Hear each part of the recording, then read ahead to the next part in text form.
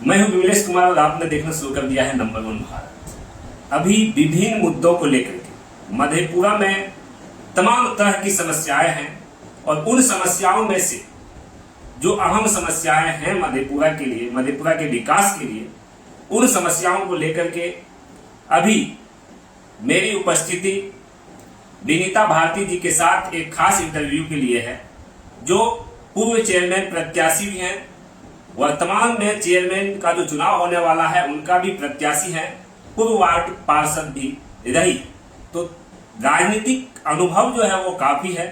अभी हम खास बातचीत करते हैं और आपको दिखाते हैं कि मधेपुरा का जो विकास है वो कितना विकास हुआ है, या फिर विकास के नाम पे मधेपुरा में जो है सिर्फ और सिर्फ लूट खसोट मचा हुआ है, भ्रष्टाचार जो है वो चरम सीमा पे है। तो सबसे पहले हमारे चैनल में आपका स्वागत है।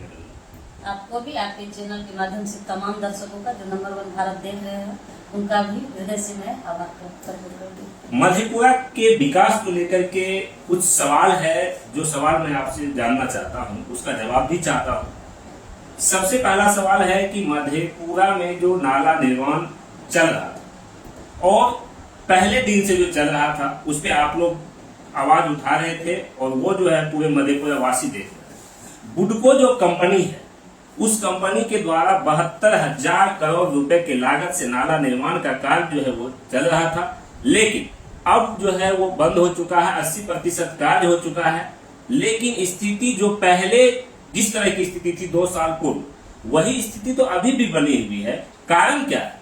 देखिए, सबसे पहले कि ये बुडको लूट और खसोट का अड्डा बन चुका था और आपने कहा कि 80% काम हो चुका, तो मैं कहती थी कि 100% भी काम हो जाएगा तो ये जी का जंजाल बुडको का नाला बन चुका है। आप देखे हो कि जिस भी, चाहे वो मेन रोड में जाइए या गली मोहल्ले में जाइए, बुडको का नाला खोद करके रखा हुआ। और जहाँ जहाँ कार्य भी हुए हैं, बाहर से सर्वेक्षण का टीम भी आई थी, जांच टीम, और जहाँ जहाँ अच्छा कार्य किया था वहाँ जांच की टीम जांच करके चले गई। आपको भी पता होगा पत्रकार महोदय कि जांच आजकल की किस स्थिति में होती है और सच्चाई को कौन दिखाते हैं। तो मैं तो आप लोग भी लोकतंत्र के चौथे स्तंभ है, कहेंगे कि सच्चाई को दिखाई। हालांकि आपने लगातार इन आवाजों को उठाया है। मैं शुरू से ही उस दिन, जिस दिन से बुडको का निर्माण कार्य हो रहा था, मैं उस दिन से ही कह रही थी कि बुडको का कार्य अच्छा नहीं हो रहा था। कहीं कहीं जो प्रकल्प की राशि रहती थी वो भी टांगी भी नहीं रहती थी, और कहीं कहीं यदि काम हो जाता था तो वो राशि टांग दी जाती थी और सुबह में ही उस प्रकल्प को खोल करके लिया जाता था कि किसी को पता न चले कि ये योजना कितनी की है। आप जितने भी बुडको के द्वारा नाला बनाया गया, यदि आप तहकीकात कीजिएगा तो आपको पता चलेगा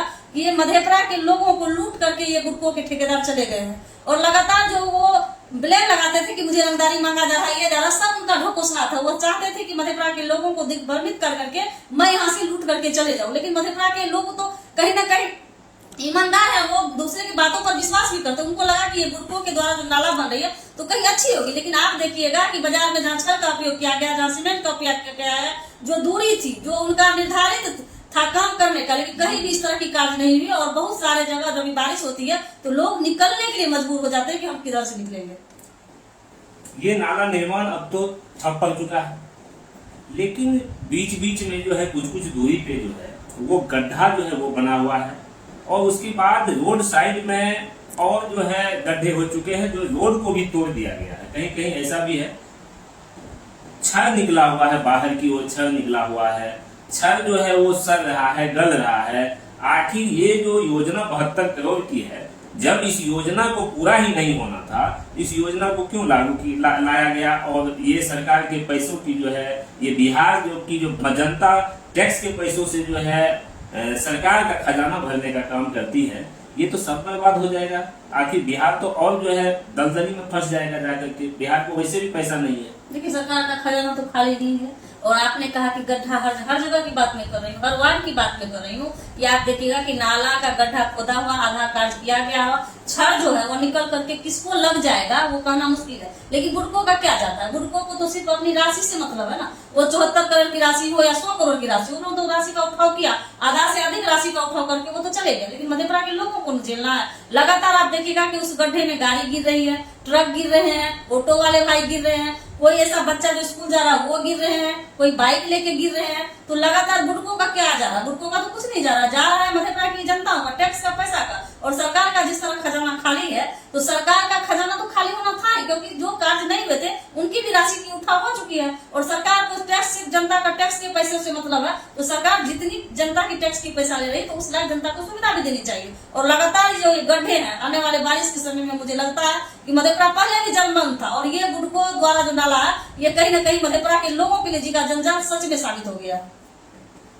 मधेपुरा कॉलेज चौक जो पेट्रोल पंप है, वहां से टीपी कॉलेज के पास बगल से जो है बेल्हा घाट तक जो रोड बनी है, यानी कि बनी नहीं है, उसको तोड़ दिया गया और रातों रात जेसीबी से जो है उसको तोड़ा गया। बहुत त्वरित कार्रवाई करते हुए तोड़ दिया गया। लेकिन उससे पहले जब उस रोड को तोड़ा गया तो उससे पहले वो रोड जो है, वहां के स्थानीय लोग कह रहे हैं कि वो रोड अच्छी थी, चलने वाली थी, और उसके बाद इस रोड को तोड़ा गया।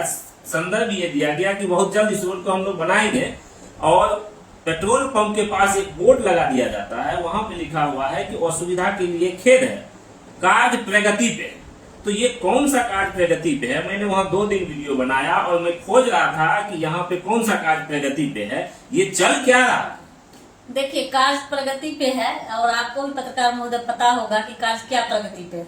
और लगातार मैं भी मधेपुरा की हूँ और हर रोड का दौरा भी करती हूँ, चाहे वो सामाजिक कार्य हो। लेकिन आपने के वीडियो के माध्यम से भी मैंने देखने का काम किया कि वहाँ तो बिन बारिश के भी पानी जमी हुई रहती है। बिल्कुल, यदि बारिश हो जाता है वहाँ की क्या स्थिति होगी। और मधेपुरा का वो मेन जगह है, लोग उधर से आप तस्वीरों के माध्यम से देख सकते हैं उस रोड की स्थिति कि कैसे वहाँ ऑटो वाले, स्कॉर्पियो वाले, यानी 4 व्हीलर, साइकिल, मोटरसाइकिल वाले, एक बार आप तस्वीर देख लीजिए, तस्वीर आपको चल रही होगी, वो आप देख सकते हैं कि कैसे, देखिए कि जो है वहां चलने के लिए उस रोड पे मजबूर हैं, जबकि वो चाहते नहीं है कि इस रोड से हम गुजरे, क्योंकि ऐसी स्थिति है कब कौन गिर जाएगा, कब किसकी जो है कौन घायल हो जाएगा, कब किसकी मौत हो जाएगी, ये कहना मुश्किल। देखिए, सरकार तो करोड़ों की राशि खर्च कर ही रही है, इसमें कहीं दो राय नहीं है। लेकिन कार्य प्रगति पे है उनका बोर्ड भी, आपने कहा कि लगातार कई ऐसे पुल भी मालिक होंगे कार्य प्रगति पे, वो बोर्ड आप देख सकते हैं। लेकिन जनता की क्या परेशानी है, उनको उस ठेकेदार को क्या लेना देना, उनको तो अपनी राशि से ना मतलब है। तो लगातार मुझे लगता है कि मधेपुरा में 1 या 2 घंटे की यदि बारिश मूसलाधार होगी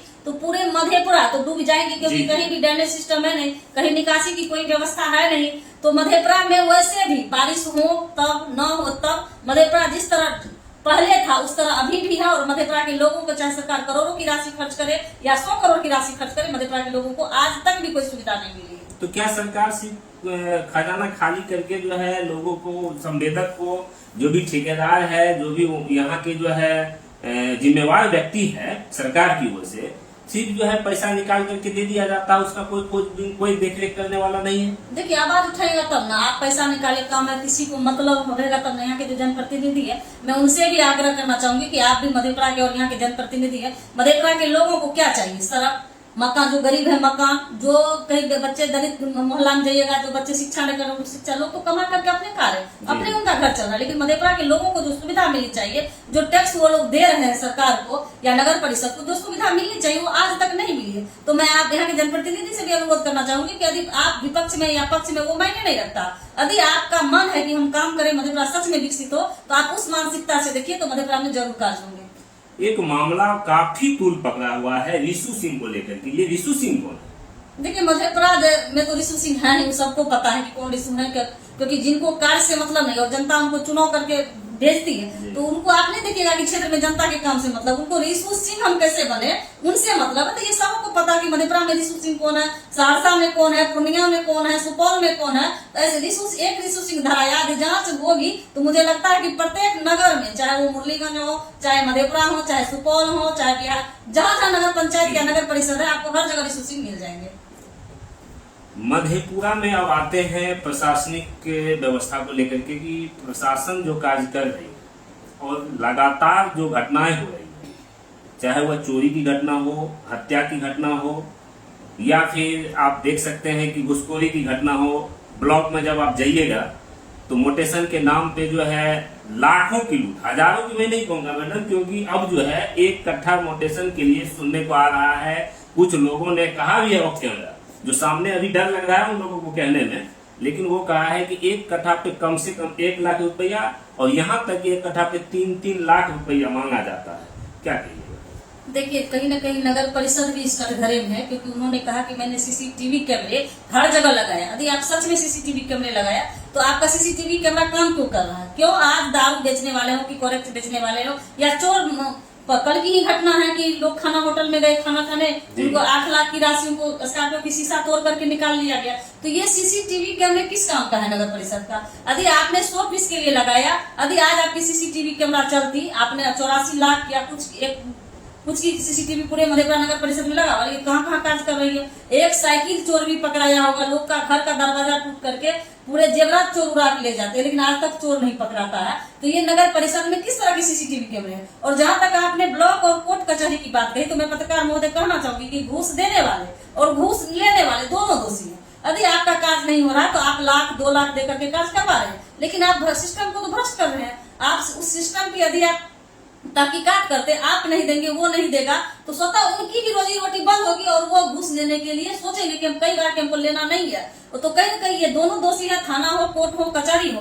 यहाँ तक सबको पता है कि बिना चढ़ाए हुए कोई कार्य नहीं होते, लेकिन इसमें चढ़ाने वाले की भी गलती है। कम से कम वो, यदि आप सशक्त नागरिक हैं, यदि आप समझदार व्यक्ति हैं, तो आप कम से कम घूस न दे। आपका कार्य हो तो न हो तो आप आवाज उठाइए, और आपके आवाज में यदि ताकत होगी तो आपके कार्य खुद आकर के घर पे आपका अनुमंडल पदाधिकारी है या कोई है या नगर परिषद है, आपको स्वतः फोन करके बुलाएंगे और आपका कार्य करेंगे। एक अंतिम सवाल मैडम, कि ये जो कोर्ट है, ये जो ब्लॉक है, ये जो थाने हैं, हर थाने में सीसीटीवी कैमरा लगी हुई है, लेकिन देखने को मिलता है कि ब्लॉक हो या थाने हो, सीसीटीवी कैमरा लगे रहने के बावजूद वहां कैश में जो है खेल होता है। ऑनलाइन तो पेमेंट ये लोग लेते नहीं है, लेकिन कैश का खेल होता है। और ये आप जैसे कि एक बार सर दिखाइएगा, ये जैसे कि ये कमरा का ये गेट है, एक बार दिखाइए सर जी आपको, ये जैसे कि गेट है, इस गेट के पास जा करके कैश में काम होता है। क्या गेट के पास कैमरा काम नहीं करती? देखिए, यदि वो ऑनलाइन पेमेंट करेंगे तो जो पेमेंट करेंगे उनको तो सारी डिटेल रहेगी कि मैंने ऑनलाइन पेमेंट आपको किया। यदि वो ऑफलाइन कैश पेमेंट करते हैं तो उनको तो कोई रिकॉर्ड नहीं है। तो वह कहीं ना कहीं सीसीटीवी आप रूम में है और सीसीटीवी लगा, तो आपके ऊपर निर्भर करता है कि हम सीसीटीवी को कब बंद करें, कब ऑन करें, कब ऑफ करें। आपको लगेगा वो सीसीटीवी चल रही है, लेकिन सही में सीसीटीवी बंद रहती है। तो लोगों को जो घूस लेने वाले हैं उनके लिए आप देखिएगा कि परसों की मैं पेपर में पढ़ रही थी कि रिटायर के 1 दिन बचे थे, लेकिन वो 6000 रुपया घूस लेते हुए पकड़ाए थे। तो जिनके पास ईमानदारी नहीं है, आप पूरे नौकरी कार्यकाल किए, आप कितने घूस कमाए होंगे, लेकिन आपको रिटायर के दिन नहीं रहा गया। एक बुजुर्ग थे या जज या कुछ करके है, मेरे दिमाग में नहीं आ रहा, लेकिन वो रिटायर के दिन पैसे ले रहे थे। तो सोचिए क्या भ्रष्ट सिस्टम है। उन्होंने अपने कार्यकाल में कितनी रिश्वत लिए होंगे। तो जो रिश्वतखोर है, जो रिश्वत खाने का जिनको आदत लग गया है, वो ऑन कैमरा ले या ऑफ कैमरा ले, ये सीसीटीवी किसी काम की नहीं है। इसके लिए तमाम मुद्दों पे हमने बातचीत किया। हमारे चैनल पर जो लोग देख रहे हैं, जो दर्शक देख रहे हैं, उनको क्या अंतिम संदेश दीजिए? देखिए, मैं आपके चैनल के माध्यम से इतना जरूर कहूंगी कि आप यदि सशक्त हैं, आपके आवाज में दम है, आज आप सही में शिक्षित हैं, सही में समाज की भलाई करते हैं, तो न किसी को घूस दे, या कोई घूस दे रहे तो उनको भी बोले कि आप घूस न दे। और आपको कार्य करने में कहीं दिक्कत होगी तो आपकी भी, ये चैनल तो आपका है ही, और आपकी ये बहन बेटी आपके लिए दिन रात खड़ी रहेगी। क्योंकि जब हम संघर्ष कर रहे हैं, जब हम समाज सेवा में उतरे हैं, तो मेरा मकसद है कि मैं हर लोगों के बीच तक पहुंच सकूं। बहुत बहुत धन्यवाद। आपका भी धन्यवाद। तो अभी हमारी खास बातचीत हो रही थी पूर्व चेयरमैन प्रत्याशी सह अभी वर्तमान में जो चेयरमैन का चुनाव होने वाला है, निवर्तमान चेयरमैन प्रत्याशी की मैं बात कर रहा हूँ। देखिए कि इनसे अभी बातचीत हो रही थी और इनसे कई सवाल हमने किया मधेपुरा के विकास को लेकर के। लगभग जो इम्पोर्टेंट सवाल थे उस सवाल को मैंने करने का काम किया और बहुत ही बेबाकी से इन्होंने अपनी बातों को रखने का भी काम किया। बाकी आप लोग क्या कुछ सोचते हैं, आप लोग कमेंट के माध्यम से अपनी अपनी बेशकीमती राय जरूर दें। और अगर आप हमारे YouTube चैनल पे नए हैं तो चैनल को सब्सक्राइब कर लें, फेसबुक पेज को फॉलो कर लें और इस वीडियो को अधिक से अधिक शेयर कर दें। धन्यवाद। जय हिंद, जय भारत।